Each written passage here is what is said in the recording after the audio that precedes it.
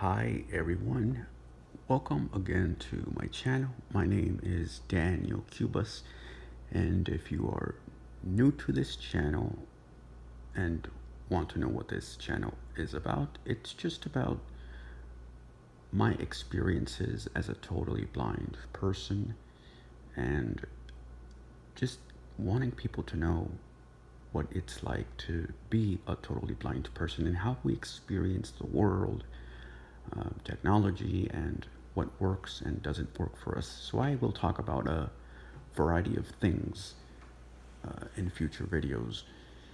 Today I would like to focus on a book that I just finished reading. Before continuing with this, I would like to say the following.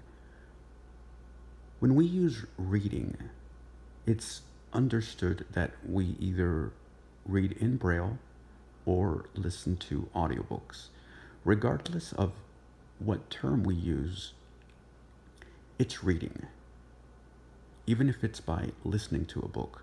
So all these people that say, oh, don't you mean listening to a book, or whatever the case is, allow us to use whatever term we feel comfortable with. When you guys use things like the whole 9 yards, the whole enchilada, don't throw the baby out with the bathwater, things like that, we don't question those type of idiomatic expressions because we know that's what they are. Same with this.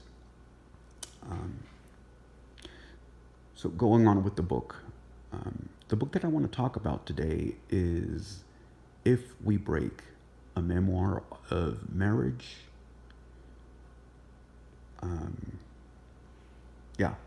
And it's a book written by Kathleen Buhle. According to the sources that I looked after reading this book, it was a bestseller. I enjoyed this book. I think it was honestly written. I like that throughout this book there's this resilience that she has when she talks about her marriage of 20 plus years thereabout with Hunter Biden. And what I like about this book, besides her resilience, it's just she doesn't blame only him, right, for this break, but she also speaks about herself and some of the things that she did that caused this rift to happen. For example, she says that after she caught him using drugs and cheating, there became sort of an obsession for her to look through his things to see if he was doing drugs or alcohol, what have you. And just to be this honest, I don't think there's a lot of people who can be honest with themselves and say, not only the other person was in part to blame for what happened in this relationship, but I am to blame as well.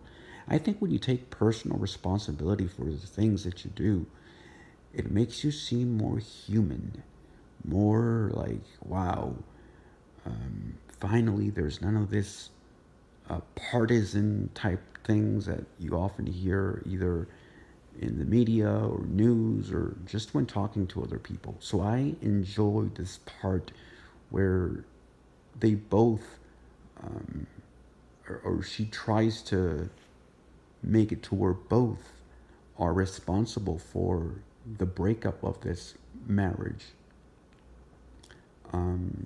So I enjoyed that. One of the hardest things for me to hear was what he did afterwards. It was clear from the middle of the book that not only was he doing drugs, including alcohol, but he was also cheating on her. One of the worst things that anybody can hear was that the person whom you have been in a relationship with is cheating on you with your own sister-in-law. And this is what happened. After Beau Biden died, Hunter Biden started to spend more time with his sister-in-law, which, it's somewhat,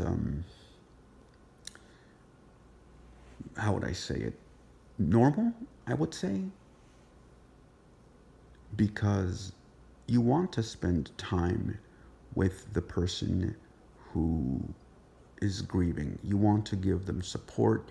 There's something that both people share, which was the loss of a loved one, in this case, Beau Biden. Beau was Hunter's brother, and for obvious reasons also was the person whom his sister-in-law was married to, and they had 2 or 3 kids. So it's normal. I think where the problem begins is when you start spending more time and are secretive about this. You don't tell your wife where you're going or with whom you're going to spend some time. And when you try to cover this up. So I think that was one of the mistakes. But overall, it's also keeping the relationship from his current wife. You would think, hey, if I'm cheating on you or whatnot, instead of causing you and myself more pain, I'm going to tell you what's going on so we can break this up and try to leave things amicably instead of a bitter feud. And it also hurts his children. Well, actually, both of their children. Not only his children, talking about Hunter Biden here, but his nieces and nephews, as this hurts a lot. So I think it was a very hard pill to swallow for both families. If you would like to, again, purchase the book, you can do so on Amazon. Barnes & Noble, I think, has it as well. So it's called If We Break, a memoir of healing, of marriage, healing, and addiction, something like that. But it's a really good book, again. And she does go through those stages. And you could see that when you're reading the book. They talk about their happy times together in their first years. And then slowly she begins to uncover certain things, certain behaviors that he has, and she doesn't know what can be causing those. And also the numerous treatment centers that she tried him to go to and able to get him off of the drugs that he had been consuming for some time, and the countless times where this was not successful. So, yep, I recommend this book highly.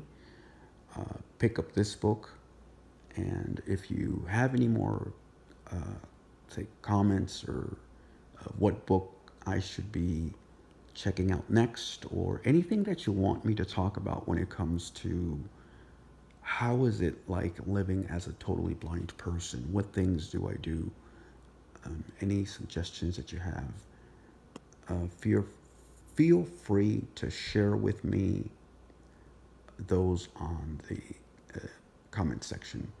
Remember to like, subscribe, share, and comment. Thank you very much for your time. Have a blessed day.